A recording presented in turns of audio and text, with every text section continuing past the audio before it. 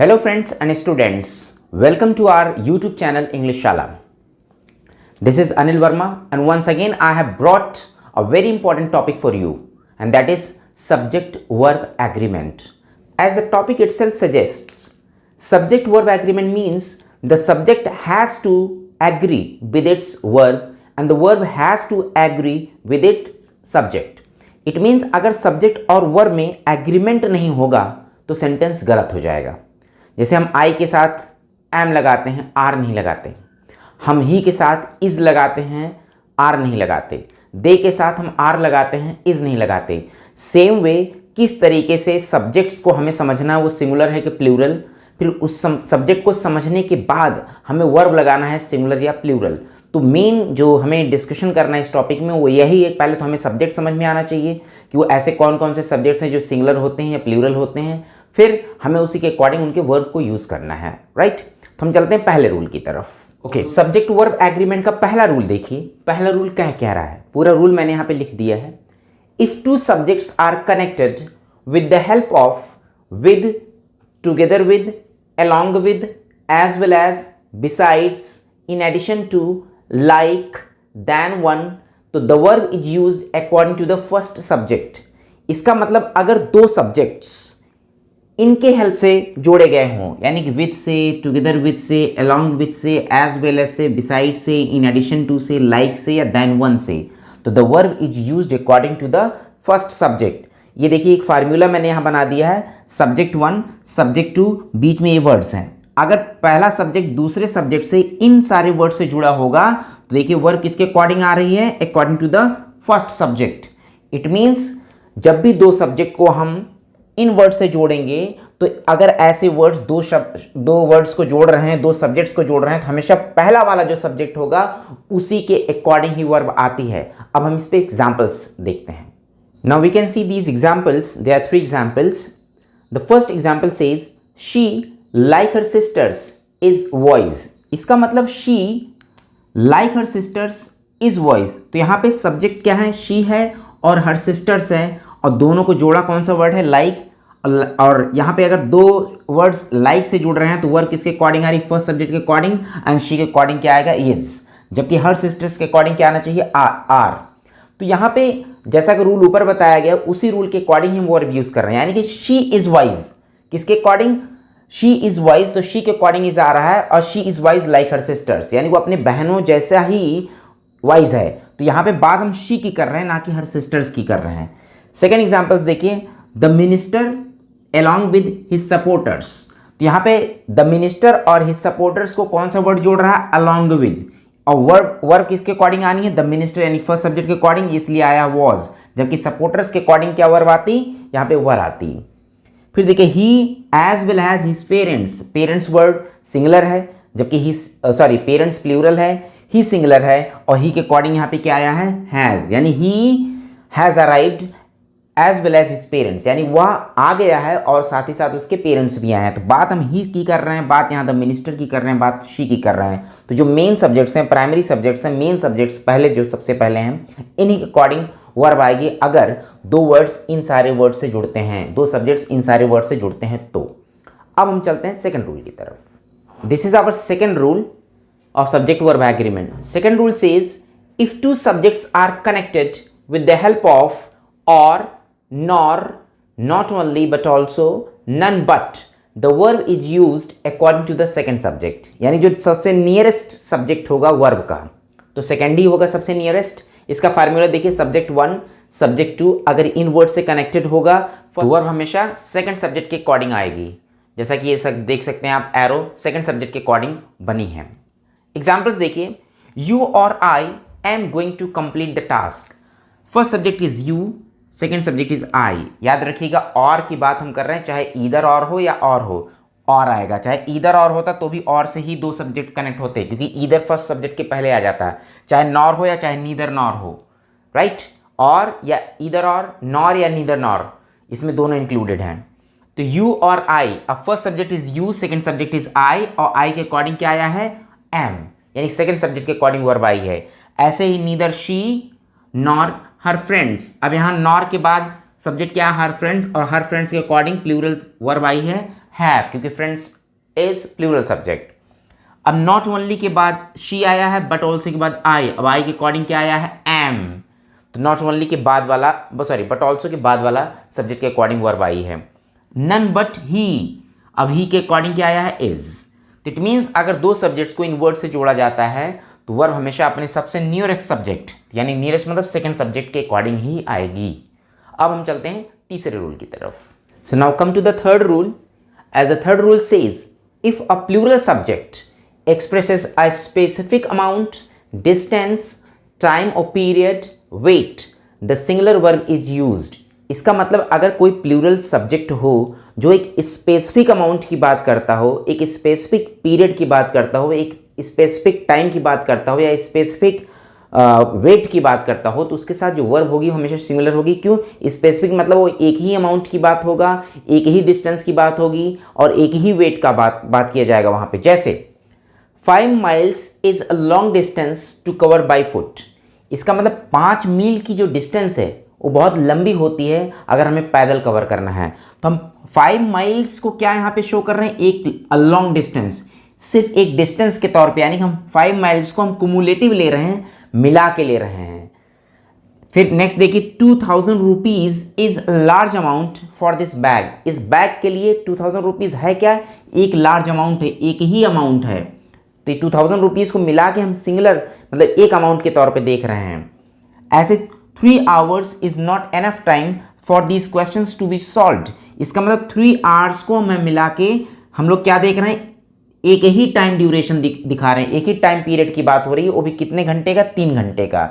लेकिन एक्सेप्शन क्या है, अब जैसे यहाँ देखिए कह रहा है 5000 rupees were given to the winner, यानी विनर को कितने रुपए दिए गए, 5000 रुपए। 5000 रुपीज़ वर गिवन, वर यहाँ क्यों लगा, क्योंकि जब 5 माइल्स एक स्पेसिफिक डिस्टेंस बताया, जब 2000 रुपीज़ एक स्पेसिफिक अमाउंट बताया, जब 3 hours एक स्पेसिफिक टाइम ड्यूरेशन बताया, तब तो इनके साथ हम वर्ब सिंगुलर लगाएंगे। लेकिन जब हम इनको डिवाइड करके देखेंगे, यानी 5000 रुपए दिए गए, तो 5000 रुपए में 1 रुपये भी होते हैं, 5 रुपये भी होते हैं, 5000 रुपये। लेकिन 5000 रुपये का एक अमाउंट की बात किया होता तो यहाँ पे सिंगुलर होता। लेकिन 5000 रुपये को हम 5000 रुपये मतलब 5000 रुपये अलग अलग रुपयों को हम सेग्रीगेट करके देखें, इसलिए यहाँ पे वर आया। जैसे अगर मैं कहूँ कि 5000 kilometres were covered, 5000 kilometres were covered by the traveller, यानी कि हम 5000 किलोमीटर्स वर कवर्ड क्यों कर रहे हैं, क्योंकि हम 5000 किलोमीटर की पूरी बात कर रहे हैं। लेकिन अगर हम कह दें अ डिस्टेंस ऑफ 5000 किलोमीटर्स, तब वॉज हो जाएगा कि हम एक डिस्टेंस की बात कर रहे हैं। तो यानी कि ये रूल बस समझिए जो यहाँ पे लिखा है, अगर हम specific amount, specific distance, specific time period या वेट की बात करेंगे तब तो सिंगुलर। लेकिन अगर एज अ होल ना लेकर के हम इन्हें अलग अलग यूनिट में लेंगे तो ये क्या हो जाएंगे, प्लूरल हो जाएंगे। तो इनके साथ प्लूरल वर्ब आएगी। Is that clear? अगर आप कहेंगे तो इस पर हम और एक्सरसाइजेज आपको अभी कराएंगे। जैसे हम ये वीडियो आपका खत्म करेंगे तो नेक्स्ट वीडियो हमारा सब्जेक्ट वर्ब एग्रीमेंट का टेस्ट का हो जाएगा, तो उसमें आपको काफ़ी कुछ क्लियर हो जाएगा, जो भी रूल्स में आप कहीं आपको डाउट होगा। अब हम चलते हैं फोर्थ रूल की तरफ। So now we can see the fourth rule and what the fourth rule says, if two singular subjects are connected with the conjunction and. इसका मतलब अगर दो सिंगुलर सब्जेक्ट्स को हम कंजंक्शन एंड से कनेक्ट करते हैं तो रूल क्या लगेगा, यानी कैसी वर्ब आएगी, कैसे हम सब्जेक्ट वर्ब एग्रीमेंट का रूल अप्लाई करेंगे। यहाँ पे पहला देखिए सेंटेंस कह रहा है, एग्जाम्पल्स है, हमने सीधे एग्जाम्पल्स के थ्रू आपको समझाया है कि हमें ये पता होना चाहिए यहाँ सब्जेक्ट हम सिंगुलर ट्रीट करेंगे कि प्लूरल, उसी के अकॉर्डिंग आपकी वर्ब आएगी। पहला देखिए सेंटेंस कह रहा है, the director and the manager have arrived for the meeting. अब if you see the director and the manager, और यहाँ पे कंजंक्शन है एंड, एक्चुअली दो अलग अलग सिंगुलर सब्जेक्ट्स हैं। अब यहाँ दोनों सिंगुलर सिंगुलर हम सिंगुलर ट्रीट करेंगे या प्लूरल। अगर दो सिंगुलर सब्जेक्ट को एंड से कनेक्ट किया गया हो और दोनों सेम पर्सन को डिनोट करते हों तब तो सिंगुलर वर्ब आएगी, और दोनों को अगर अलग अलग पर्सन की तरह डिनोट किया गया हो तो दोनों अलग हो जाएंगे, प्लूरल हो जाएंगे और प्लूरल वर्ब आएगी। तो यहाँ पे डायरेक्टर के भी पहले कंजंक्शन आर्टिकल द आया है और मैनेजर के पहले आर्टिकल द आया है। अगर दो सिंगुलर सब्जेक्ट्स हैं, दोनों के पहले अलग अलग आर्टिकल आया है और दोनों को अगर आर्टिकल अलग डिनोट कर रहा है तो इसका मतलब दोनों अलग अलग पर्सन हैं, दोनों अलग अलग डेफिनेट सब्जेक्ट्स हैं। The director and the manager, इसीलिए हम दोनों को प्लूरल ट्रीट कर रहे हैं, इसीलिए यहाँ पे प्लूरल वर्ब आई है हैव। लेकिन अगला एग्जाम्पल देखिए, द डायरेक्टर एंड मैनेजर, यानी यहाँ पे जो डायरेक्टर है वही मैनेजर भी है। द डायरेक्टर एंड मैनेजर दोनों का आर्टिकल है, इसका मतलब here director and manager is the same person, दोनों एक ही पर्सन है, इसलिए इनके साथ singular verb I has. Is that clear? यानी दो अलग अलग सब्जेक्ट्स को अगर हम एंड से जोड़ेंगे और दोनों का आर्टिकल अलग अलग होगा तो समझो दोनों अलग अलग पर्सन हैं, और दोनों का आर्टिकल एक ही हो, यानी पहले वाला ही आर्टिकल दोनों के लिए काम कर रहा हो, दूसरे के लिए भी काम कर रहा हो, तो समझो दोनों सब्जेक्ट्स एक हैं, उनके साथ सिंगुलर वर्ब आएगी। थर्ड देखिए, slow and steady wins the race, यहाँ विन में एस लगा है, अगर वर्ब में ऐसे एस लग गया तो इसका मतलब वर्ब सिंगुलर है प्रेजेंट इंडेफिनिट टेंस में। यहाँ पे slow and steady wins the race का मतलब हो गया एक ही पर्सन जो स्लो भी और स्टीडी भी हो, स्लो मतलब धीमा हो, स्टीडी मतलब कंसिस्टेंट, यानी ये दोनों क्वालिटी एक ही पर्सन से डिनोट कर रही हैं। स्लो एंड स्टीडी दोनों मिलकर साथ में मिलकर रेस को जीतती हैं, यानी जो स्लो हो साथ साथ स्टीडी हो, कंसिस्टेंट हो, रेगुलर हो, तो वही रेस जीतता है, राइट। तो कहने मतलब स्लो एंड स्टीडी दोनों को हम एक साथ डिनोट कर रहे हैं, यानी दोनों अपने लिए सिंगुलर वर्ब लेंगी। लेकिन अगर दोनों अलग अलग होते, कोई स्लो होता कोई स्टीडी होता, तो विन हो जाता। जैसे ये देखिए, time and tide wait for none, wait में एस क्यों नहीं आया, it's a proverb. Time and tide wait for none, क्योंकि टाइम एक अलग चीज है और टाइड एक अलग चीज है, दोनों एकदम डिफरेंट हैं, एक साथ कंबाइन हो ही नहीं सकते। टाइम भी यानी कि इंतजार नहीं करता किसी का, और टाइड भी किसी का इंतजार नहीं करता। तो time and tide these are two different subjects जो एंड से कनेक्ट किए गए हैं, इसीलिए दोनों को हम प्लूरल ट्रीट कर रहे हैं, इसलिए हम यहाँ पे वेट लगा रहे हैं, वेट्स नहीं लगा रहे हैं। अब नेक्स्ट देखिए, अ black and a white cow were grazing in the field. अब वर क्यों लगा, क्योंकि ब्लैक के पहले आ आया है, व्हाइट के पहले आ आया है, यानी दो अलग अलग काऊ हैं, एक ब्लैक और एक व्हाइट है। लेकिन अगला देखिए, अ black and white cow was grazing in the field. अब यहाँ वॉज क्यों आया और यहाँ वर क्यों आया, क्योंकि यहाँ पे अ ब्लैक अ व्हाइट, यानी कि यहाँ पे दो काउज हैं, एक ब्लैक और एक व्हाइट है। लेकिन यहाँ पे देखिए अ ब्लैक एंड व्हाइट, यानी काउ एक ही है जो ब्लैक और व्हाइट है, यानी ब्लैक और व्हाइट काउ एक ही है। यहाँ पे अ ब्लैक और अ व्हाइट थी, इसलिए इन दोनों के साथ वर्ब सिंगुलर आई वॉज, यानी कि यहाँ पे एक ही काउ है जो ब्लैक है और व्हाइट है, यहाँ पे दो काउज हैं जो इसमें एक ब्लैक और एक व्हाइट है। आई होप ये क्लियर हो गया होगा। तो यहाँ पे जो समझने की बात है कि बस इतना ध्यान रखना है कि अगर दो सब्जेक्ट्स को एक एंटिटी के तौर पे ट्रीट किया जा रहा है तो इसका मतलब दोनों सिंगुलर हैं। जैसे अभी आपने अक्सर सुना होगा, bread and butter is my favourite breakfast. तो bread and butter is my favourite breakfast, क्यों, ब्रेड और बटर मिला के मैं खाता हूं, ऐसा नहीं ब्रेड पहले खा लेता हूं बटर बाद में। लेकिन अगर कहा जाए कि फ्रिज में ब्रेड और बटर रखा है तो bread and butter are kept, are क्यों आ रहा है, क्योंकि ब्रेड भी रखी है और बटर भी रखा है, दो अलग अलग सब्जेक्ट्स हैं, दो अलग अलग चीजें हैं। अगर दो अलग अलग चीजों को हम डिफरेंटली ट्रीट करेंगे तो दोनों के साथ प्लूरल वर्ब आएगी, लेकिन दो अलग अलग सब्जेक्ट्स को हम एक साथ ट्रीट करेंगे तो उनके साथ सिंगुलर वर्ब आएगी। यही ये रूल समझाना चाहता है। अब हम लोग चलते हैं अगले रूल की तरफ। Now let us discuss our fifth rule of subject verb agreement.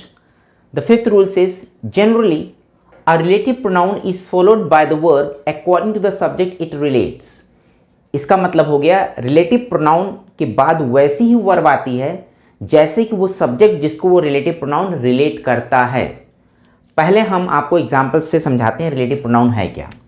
यहाँ देखिए रिलेटिव प्रोनाउन है हु, दैट, विच, हुम, ये सब आपने पढ़ा होगा। प्रोनाउन में मैंने बताया था, प्रोनाउन का वीडियो आपके पास है, एक्सरसाइजेस मैंने कराया था, आप देख सकते हैं। हु यहाँ पे रिलेटिव प्रोनाउन है, यहाँ पे भी हु रिलेटिव प्रोनाउन है और यहाँ पे भी हु रिलेटिव प्रोनाउन है, राइट। अब देखिए हु के बाद हमने कहा था कि रिलेटिव प्रोनाउन के बाद वैसी वर्ब आती है जैसे कि वो सब्जेक्ट जिसको वो रिलेट करता है, यानी who is followed by have. क्यों, क्योंकि यहाँ पे क्या है, दोज स्टूडेंट्स प्लूरल, इसलिए रिलेटिव प्रोनाउन के साथ वर्ब भी आई प्लूरल। यहाँ पे हु के बाद वॉज आ रहा है क्योंकि हु के ठीक पहले आया द मैन सिंगुलर, इसलिए हु के बाद आया वॉज। अब लेकिन ये देखिए हु के पहले दो स्टूडेंट्स है लेकिन हु के बाद आया है हैज। तो यहाँ पे जो रूल हम समझाना चाहते हैं, पहले ये समझिए मैंने यहाँ क्यों लिखा जनरली, आमतौर पे तो ऐसा ही रूल है, लेकिन विशेष तौर कौन सा है, इसीलिए एक्सेप्शन में भी एक रूल है। तो सबसे पहले हम ये समझते हैं जो रूल समझा रहा है कि हु के बाद यानी रिलेटिव प्रोनाउन के बाद वैसी ही वर्ब आएगी जैसे ठीक रिलेटिव प्रोनाउन के पहले का वो सब्जेक्ट जिसको ये रिलेट कर रहा है। जैसे देखिए Rahul is one of those students, Rahul ऐसे स्टूडेंटों में से एक है। तो हम बात उन स्टूडेंट्स की कर रहे हैं, कौन से students? Who have scored more than 90% of marks, जो 90% से ज्यादा मार्क्स पाए हैं, ऐसे स्टूडेंटों में से राहुल एक है। राहुल इकलौता नहीं है, राहुल इज वन, राहुल एक है। किनमें से? ऑफ दोज स्टूडेंट्स, उन स्टूडेंटों में से। कौन से स्टूडेंट्स? हु हैव स्कोर्ड, यानी कि there are many students who have scored more than 90% of marks and Rahul is one of them, और राहुल उसमें से एक है। तो राहुल के अकॉर्डिंग इज यहाँ पे वर्ब आ गए, लेकिन ये स्टूडेंट्स के अकॉर्डिंग यहाँ पे, क्योंकि ये हु रिलेट कर रहा है दोज स्टूडेंट्स को, इसे दोज स्टूडेंट्स के अकॉर्डिंग आएगी यहाँ पे वर्ब हैव। सेम वे देखिए second example, he is the man, ये वही मैन है who was interrogated by the police. यहाँ पे वॉज क्यों आया? क्योंकि यहाँ पे हु किसको रिलेट कर रहा है? द मैन को। तो मैन को रिलेट कर रहा है हु, इसलिए हु के अकॉर्डिंग आई वर्ब वॉज। तो हमने ऑलरेडी बताया है यहाँ पे रिलेटिव प्रोनाउन के बाद वैसी वर्ब आएगी जैसे रिलेटिव प्रोनाउन के पहले का सब्जेक्ट जिसको वो रिलेट करता है। लेकिन अब एक्सेप्शन देखिए, कह रहा है राहुल इज ओनली वन। यहाँ पे इस वर्ड को ध्यान रखिएगा, only one. Rahul is only one of those students, Rahul उन स्टूडेंटों में से एक लौता स्टूडेंट है, right, who has scored more than 90% of marks. अब यहाँ पे हैज क्यों आया? क्योंकि यहाँ पे जो 90% ज्यादा मार्क्स स्कोर किए हैं वो कई स्टूडेंट्स हैं, राहुल इकलौता है। क्योंकि यहाँ पे अब कह रहा है Rahul is only one of those students, Rahul उन स्टूडेंटों में से इकलौता स्टूडेंट है। अब यहाँ पे राहुल तो इकलौता है, क्योंकि एक ही स्टूडेंट है जो 90% से ज्यादा मार्क्स स्कोर किया है, इसलिए अब यहाँ पे हम हैव नहीं लगा सकते, यहाँ पे हैज है, क्योंकि only one of those students, Rahul उन स्टूडेंटों में से एक लौता स्टूडेंट है जिसने, अब यहाँ पे हु रिलेट कर रहा है राहुल को, ना कि दोज स्टूडेंट्स को, इसलिए हु के according verb I has. I think ये क्लियर हो गया। हमें रिलेटिव प्रोनाउन के बाद कैसी वर्ब लगानी है, ये डिपेंड करता है कि वो रिलेटिव प्रोनाउन रिलेट किसको कर रहा है, ठीक अपने से पहले वाले सब्जेक्ट को या जो शुरू में दिया गया सब्जेक्ट हो उसको। अगर ओनली वन आया है तो ये खेल बिगाड़ दे रहा है। यहाँ पे हम हु के अकॉर्डिंग, राहुल के अकॉर्डिंग अब यहाँ पे वर्ब लगाएंगे, ना कि हम दो स्टूडेंट्स के अकॉर्डिंग। आई थिंक ये आपको ये समझ में आया होगा। ना समझ में आया तो फिर से एक बार रूल पढ़िए, फिर से दोनों एग्जाम्पल्स देखिए और ये एक्सेप्शन वाला भी एग्जाम्पल देखिएगा, तो आपका ये रूल बिल्कुल क्लियर हो जाएगा। और इस टाइप के क्वेश्चंस एग्जाम्स में कई बार स्पॉटिंग द एरर्स में पूछे गए हैं। अब हम चलते हैं नेक्स्ट रूल की तरफ, rule number 6। Now see the rule number 6। The mathematical fraction, part, portion और percentage can take a singular और प्लूरल वर्ब। इसका मतलब कोई मैथमेटिकल फ्रैक्शन हो या कोई पार्ट, पोर्शन या परसेंटेज हो किसी सब्जेक्ट का, तो वो सिंगुलर वर्ब भी ले सकता है और प्लूरल वर्ब भी ले सकता है। लेकिन लेगा कैसे, ये देखिए। एक बहुत छोटी सी टेक्निक है, मैं आपको समझा रहा हूं। जैसे मैथमेटिकल फ्रैक्शन तो हमेशा सिंगुलर ही होते हैं, कोई भी मैथमेटिकल फ्रैक्शन हो, 2 and 2 is 4, राइट, या 4 into 4 divided by 2, 4 into 4 divided by 2 is 8, तो 4 into 4 16 divided by 2 is 8। तो जो भी मैथमेटिकल फ्रैक्शन आएगा वो हमेशा सिंगुलर होता है। तो 2 and 2 is 4, क्योंकि 2 and 2 मिलके 4 ही बनते हैं, तो यहाँ पे वर्ब सिंगुलर लेंगे। और एक चीज देखिए, अ हाई परसेंटेज, किसका high percentage? Of the population in my village is illiterate. एक चीज बहुत ध्यान रखिएगा यहाँ पे, हाई परसेंटेज किसका? पॉपुलेशन का। अब पॉपुलेशन इज ऑलरेडी सिंगुलर, तो जब इस सिंगुलर सब्जेक्ट का कोई पार्ट, पोर्शन, परसेंटेज बनेगा तो वो भी सिंगुलर ही होगा। लेकिन जैसे ही अगला रूल ये देखिए, अगला एग्जांपल देखिए, अ हाई परसेंटेज, अब किसका high percentage? Of the voters. अब वोटर्स जो वर्ड है ये प्लूरल है, इसलिए अब इसका जो परसेंटेज या फ्रैक्शन निकल के आएगा, परसेंटेज निकल के आ रहा, पोर्शन निकल के आ रहा, पार्ट निकल के आ रहा, वो प्लूरल होगा। अब देखिए यहाँ पे फिर से समझिए, अ हाई परसेंटेज, किसका हाई परसेंटेज? पॉपुलेशन का। The word population is singular here, hence it will take a singular verb. फिर यहाँ पे देखा हाई परसेंटेज, किसका high percentage? Of the voters. अब वोटर्स वर्ड यहाँ पे कैसा है? प्लूरल, इसलिए वर्ब क्या है? प्लूरल। तो यहाँ पे एक चीज समझिएगा कि जो ये फ्रैक्शन, पार्ट, पोर्शन या परसेंटेज है, ये किसका फ्रैक्शन है, किसका पोर्शन है, किसका परसेंटेज है।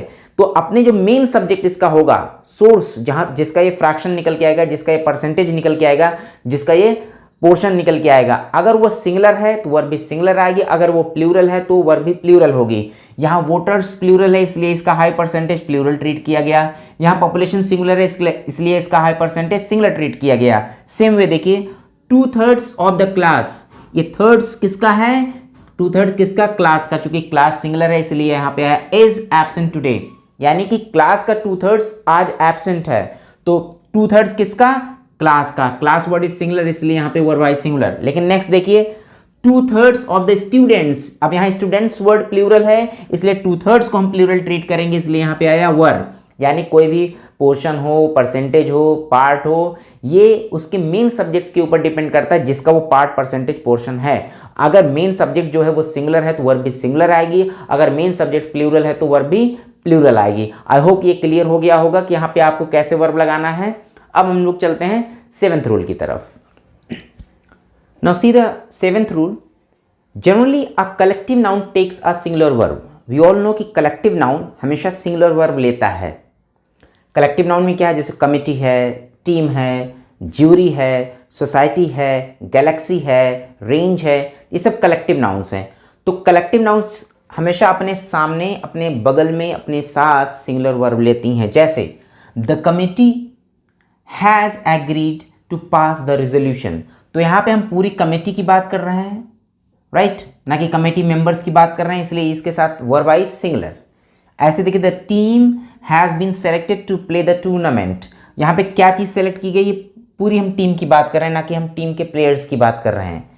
लेकिन यहाँ पे एक चीज़ और समझना है, एक्सेप्शंस भी मैंने दिए यहाँ पे, कि अगर कलेक्टिव नाउन के हम इंडिविजुअल मेंबर्स की बात करें, यानी कलेक्टिव नाउन के हम उन मेंबर्स की बात करते हैं जिनसे उनका सिलेक्शन हुआ है, जिनको वो कंप्राइज करते हैं या कंपोज करते हैं, तब हम प्लूरल वर्ब लेंगे, क्योंकि हम एक इंडिविजुअल मेंबर्स को वहां पे ट्रीट करेंगे। जैसे the committee were divided in their opinions, यानी कि यहाँ पे कमेटी नहीं डिवाइड हुई, यहाँ पे कमेटी मेंबर्स डिवाइड हुए, यानी कि committee is composed of members. तो जो कमेटी के मेंबर्स थे वो अपने अपने ओपिनियन में डिवाइड हो गए, इसलिए हम कमेटी के साथ यहाँ पे अब सिंगुलर वर्ब नहीं प्लूरल वर्ब लगाएंगे।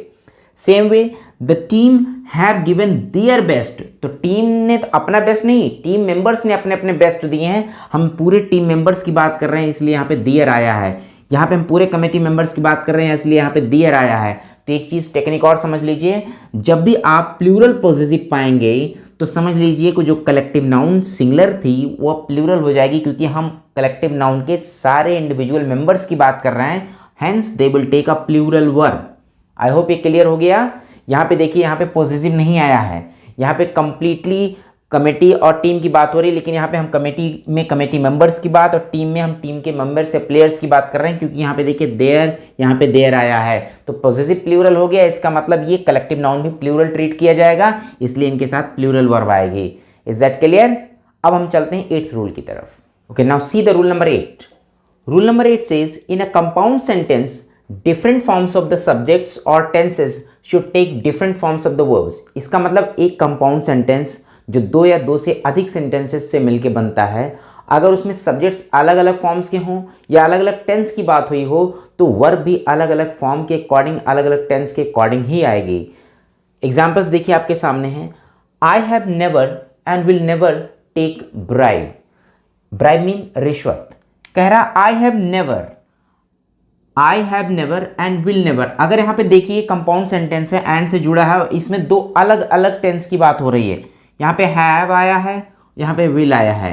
Has and have helping verb होती हैं प्रेजेंट परफेक्ट टेंस की, will and shall helping verb होती हैं फ्यूचर इंडेफिनिट टेंस की। अब विल के साथ तो वर्ब की फर्स्ट फॉर्म आई है, राइट, लेकिन हैज़ और हैव के साथ तो वर्ब की थर्ड फॉर्म आती है। तो यहाँ पे टेक की जगह यहाँ पे क्या हो जाएगा? टेकन। इसका मतलब आई हैव नेवर टेकन, ना तो मैंने कभी लिया है, एंड विल नेवर टेक, और ना मैं कभी लूंगा क्या? ब्राइब। इसका मतलब यहाँ जब तक हम टेकन नहीं लगाएंगे तब तक सेंटेंस सही नहीं होगा, क्योंकि 2 अलग अलग टेंस की बात हो रही है, इसलिए दोनों टेंस के अकॉर्डिंग अलग अलग फॉर्म्स की वर्ब का आना जरूरी है। नेक्स्ट एग्जाम्पल देखिए, ही इज वाइज। अभी के अकॉर्डिंग इज आया है। वह बुद्धिमान है बट हिज फ्रेंड्स नॉट, लेकिन उसके फ्रेंड्स नहीं है। अभी के अकॉर्डिंग तो इज आया है, लेकिन हिज फ्रेंड्स के अकॉर्डिंग तो यहाँ आनी चाहिए आर। अब यहाँ आर नहीं आएगा तो सेंटेंस गलत हो जाएगा, राइट। अगर ये होता he is wise but his friend not, तो ठीक है, हिज फ्रेंड के अकॉर्डिंग इज नहीं लगाने की जरूरत है, बिकॉज यहाँ इज है, यहाँ पे इज अपने आप एक्सेप्ट कर लिया जाएगा। लेकिन अगर दोनों सब्जेक्ट के फॉर्म्स बदल गए, यहाँ सिंगुलर है, यहाँ प्लूरल है, तो वर्ब की भी फॉर्म बदलनी चाहिए। यहाँ सिंगुलर फॉर्म में है, यहाँ प्लूरल फॉर्म में वर्ब आनी चाहिए। I requested to leave, next example है आई रिक्वेस्टेड टू लीव, मैंने जाने के लिए रिक्वेस्ट किया but not allowed, but who was not allowed, it was I, मैं नहीं अलाउ किया गया। यानी अब यहाँ पे देखिए मुझे नहीं अलाउ किया गया, यहाँ पे पैसिव वॉइस में बनेगा, मुझे अलाउ नहीं किया गया, मैंने नहीं अलाउ किया, मुझे नहीं अलाउ किया गया। जब पैसिव वॉइस में बनाते हैं तो इधर पास्ट टेंस है, इधर पास्ट टेंस का पैसिव वॉइस बनाएंगे तो हमें यहाँ पे वॉज लगाना पड़ेगा। इसका मतलब आई रिक्वेस्टेड टू लीव, मैंने जाने के लिए रिक्वेस्ट किया बट वॉज नॉट अलाउड, लेकिन मुझे अलाउ नहीं किया गया। तो इसका मतलब अगर दो अलग अलग सेंटेंसेस में दो अलग अलग सब्जेक्ट्स के अलग अलग फॉर्म्स हैं या टेंसेस अलग अलग हैं तो वर्ब्स के भी फॉर्म्स अकॉर्डिंगली चेंज होंगे। तो ये था रूल नंबर 8। तो हम चलते हैं रूल नंबर 9 की तरफ। रूल नंबर 9 देखिए क्या कह रहा है, यहाँ पे कोई मैंने डेफिनेशन नहीं लिखी है, बल्कि हमने सिर्फ यहाँ पे दो सब्जेक्ट्स दिए हैं जो सब्जेक्ट की तरह काम करते हैं। In fact these are the phrases a number of and the number of. अब a number of, the number of किस तरीके सब्जेक्ट का काम करते हैं, उनके साथ कैसी वर्ब्स आती है, पहले ये देखिए। हमने फार्मूला लिख दिया, अ नंबर ऑफ के बाद हमेशा सब्जेक्ट प्लूरल आएगा लेकिन वर्ब भी प्लूरल आएगी, जबकि द नंबर ऑफ के बाद सब्जेक्ट तो प्लूरल आएगा लेकिन वर्ब सिंगुलर आएगी। क्यों आएगी, पहले एग्जाम्पल से समझते हैं। अब देखिए एग्जाम्पल आपके सामने लिखा हुआ है, this is the first example, a number of questions in the test were asked from poetry. इसका मतलब क्या हुआ, अ नंबर ऑफ का सीधा सा मतलब होता है मेनी, अ लॉट ऑफ, ढेर सारा। तो अ नंबर ऑफ क्वेश्चंस का मतलब हो गया ढेर सारे questions in the test were asked, पूछे गए थे कहां से, फ्रॉम पोएट्री, पोएट्री से पूछे गए थे। जबकि अगला एग्जांपल कह रहा है the number of questions in this test, यानी कि जो नंबर ऑफ क्वेश्चंस थे, क्वेश्चंस की जो संख्या थी, तो अब यहां क्वेश्चंस की संख्या की बात हो रही, ना कि ढेर सारे क्वेश्चंस की बात हो रही है। अ नंबर ऑफ क्वेश्चंस का मतलब हो गया मेनी क्वेश्चंस, मेनी क्वेश्चंस मतलब प्लूरल सब्जेक्ट इसलिए plural verb. The number of questions का मतलब हो गया क्वेश्चंस की संख्या, संख्या तो कोई एक ही होगी यानी कि सिंगुलर सब्जेक्ट, इसलिए the number of questions in this test was fewer than that of the last test, यानी कि लास्ट टेस्ट के जो क्वेश्चंस की संख्या थी उन क्वेश्चंस की संख्या की तुलना में जो इस टेस्ट के क्वेश्चंस की संख्या है, जो संख्या थी वो वाज फ्यूअर, वो कम थी। Fewer is comparative degree of few. हम नंबर जब एक्सप्रेस करते हैं तो फ्यू, फ्यूअर, फ्यूएस्ट की बात करते हैं, जब क्वांटिटी को कंपेयर करते हैं तो लिटिल लेस, लीस्ट की बात करते हैं। इस पे भी क्वेश्चंस बहुत बनता है। तो अब यहाँ पे जो समझना वो हमें यह है, a number of it denotes plural and the number of denotes singular, इसलिए अ नंबर ऑफ क्वेश्चंस का मतलब हो गया ढेर सारे क्वेश्चंस, इसलिए यहाँ पे आया वर। द नंबर ऑफ क्वेश्चंस का मतलब हो गया क्वेश्चंस की संख्या, इसलिए यहाँ पे आया was.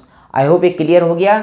A number of, the number of, ये फार्मूला ये देखिए समझिए, और अ नंबर ऑफ के बाद भी प्लूरल हमेशा आएगा सब्जेक्ट, क्योंकि हम अ नंबर ऑफ ढेर सारे चीज़ों की बात कर रहे हैं, क्वेश्चंस चाहे कोई भी, अ number of books, a number of houses, a number of persons, a number of students. लेकिन द नंबर ऑफ के बाद भी हमेशा प्लूरल सब्जेक्ट आएगा, जैसे the number of students, the number of houses, the number of cities, the number of countries. लेकिन the number of का मतलब हो गया किसी भी चीज की संख्या, और संख्या हमेशा एक होगी, एक की ही बात कर रहे हैं, इसलिए हम यहाँ पे सिंगुलर वर्ब लगा रहे हैं। Is that clear? अब हम मूव करते हैं अगले रूल्स की तरफ। Now see the 10th rule of subject verb agreement. Again here the phrase is most of. अब मोस्ट ऑफ जब सब्जेक्ट का काम करता है तो इसके साथ हम वर्ब सिंगुलर लगाते हैं या प्लूरल लगाते हैं, ये देखिए। यहां पे भी मैंने एक फार्मूला बना दिया, अगर मोस्ट ऑफ के बाद काउंटेबल नाउन आएगा तो काउंटेबल नाउन हमेशा प्लूरल आएगा और वर्ब भी प्लूरल आएगी। लेकिन अगर मोस्ट ऑफ के बाद अगर अनकाउंटेबल नाउन आएगा, चूंकि अनकाउंटेबल नाउन कभी प्लूरल होती ही नहीं, हमेशा सिंगुलर होती है, इसलिए वर्ब भी सिंगुलर होगी। मोस्ट ऑफ का मतलब होता है अधिकतर या ज्यादातर, तो मोस्ट ऑफ द स्टूडेंट्स मतलब अधिक, जो ज्यादातर स्टूडेंट्स हैं। लेकिन अगर मोस्ट ऑफ वाटर की बात हम करेंगे तो यानी ज्यादातर पानी जो है, तो यहाँ पे देखिए एग्जाम्पल के तौर पे जो हमने समझाया, example first and second, most of the students in this class are good in English. तो जो स्टूडेंट्स हैं उनमें से जो ज्यादातर स्टूडेंट्स हैं, यानी कि ज्यादातर स्टूडेंट्स का मतलब हो गया मोस्ट ऑफ द स्टूडेंट्स। स्टूडेंटों में जो ज्यादातर स्टूडेंट्स हैं, विद्यार्थियों में जो ज्यादातर विद्यार्थी हैं, वो इंग्लिश में अच्छे हैं। तो यहाँ पे एक स्टूडेंट की बात नहीं हो रही, कई स्टूडेंट्स की बात हो रही, इसलिए यहाँ पे वर्ब बाई आर। लेकिन जब आपने कहा मोस्ट ऑफ वाटर, ज्यादातर जो पानी है, इज वेस्टेड, वो बर्बाद किया जाता है किसमें, इन अनएसेंशियल एक्टिविटीज। वो अनएसेंशियल एक्टिविटीज में वेस्ट किया जाता है, यूज नहीं, वेस्ट हो रहा है। तो मोस्ट ऑफ वाटर, अब चूंकि वाटर इज अनकाउंटेबल नाउन, इसलिए मोस्ट ऑफ यहां पे क्या ट्रीट किया जाएगा, सिंगुलर। चूंकि स्टूडेंट्स प्लूरल नाउन है, इसलिए मोस्ट ऑफ वाटर यहां पे क्या ट्रीट किया जा रहा है, प्लूरल। बस इतना ही ध्यान रखना है कि हमें मोस्ट ऑफ को कब सिंगुलर ट्रीट करना है, कब प्लूरल ट्रीट करना है। It depends upon the subject जिसको वो रिलेट कर रहा है, जिसका वो मोस्ट ऑफ है, जिसका वो अधिकतर है। अगर काउंटेबल नाउन का होगा तो प्लूरल वर्ब लेगा, अनकाउंटेबल नाउन का होगा तो सिंगुलर वर्ब लेगा। अब हम चलते हैं नेक्स्ट रूल की तरफ। Now see the rule 11। यहाँ पे दो फ्रेज हैं, मेनी और मेनी आ।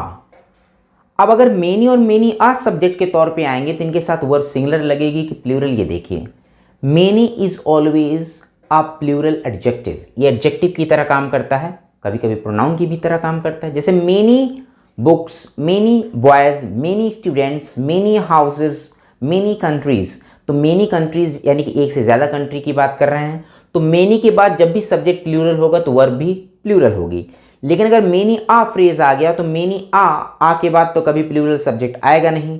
तो मेनी आ के बाद चूंकि सब्जेक्ट भी सिंगुलर आएगा इसलिए वर्ब भी सिंगुलर आएगी, जबकि दोनों का मीनिंग लगभग सेम ही होता है, इनमें कोई डिफरेंस नहीं है। It's a very old use of English, many ah. अब तो बहुत ज़्यादा मेनी का ही यूज होता है। जैसे देखिए, मेनी मैन, मैन का plural man, many man were standing at the crime scene, यानी क्राइम सीन पर बहुत से लोग खड़े थे। मेनी के साथ मैन आया, प्लूरल सब्जेक्ट आया, इसलिए वर्ब भी क्या आई, प्लूरल। लेकिन जैसे मेनी आ गया, मेनी आ के बाद हमने कहा था सब्जेक्ट हमेशा सिंगुलर होगा, इसलिए वर्ब भी क्या आई, सिंगुलर वॉज। तो many a man was standing and many man were standing, दोनों सेंटेंसेस का मीनिंग बिल्कुल सेम है, बट यूज थोड़ा सा अलग है बस। Many man were standing, many a man was standing, right. तो आई होप ये क्लियर हो गया होगा। बस यूज समझिएगा, मेनी के बाद सब्जेक्ट भी प्लूरल होगा, वर्ब भी प्लूरल होगी। मेनी आ के बाद सब्जेक्ट सिंगुलर होगा, वर्ब भी सिंगुलर होगी। अब हम चलते हैं नेक्स्ट रूल की तरफ। So now come to the last rule and this is rule number 12।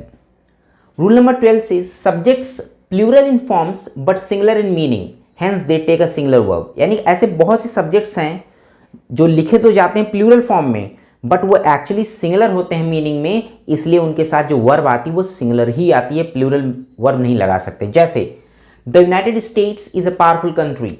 अब द यूनाइटेड स्टेट्स बोलिए या the United states of America बोलिए, यहाँ पे द यूनाइटेड स्टेट्स हैं, राइट। स्टेट्स पे मत जाइएगा, because the United states denotes a particular country, एक सिंगल कंट्री को डिनोट करता है, इसलिए इसके साथ वर्ब आई सिंगुलर।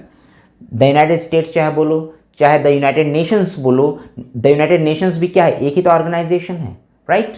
ऐसे the Gulliver's travels, the Gulliver's travels. अब गुलिवर्स ट्रेवल्स है तो ट्रैवल में एस लगा है, बट एक ही नॉवेल का नाम है, एक ही फिक्शन का नाम है, इसलिए इसके साथ भी आ रहा है एस, सिंगुलर वर्ब।